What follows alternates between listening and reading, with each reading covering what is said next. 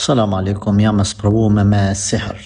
Bëjta terapi çdo muaj, por kur falem kohët e fundit po më shtanget goja. Aleikum salam.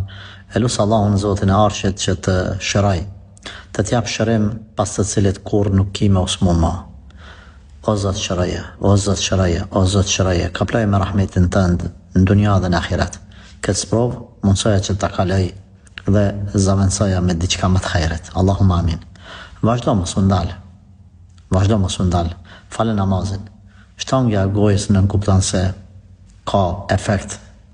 Namazi ka efekt. Rukja, leximi i Kuranit. Edhe mundohet ka flarti.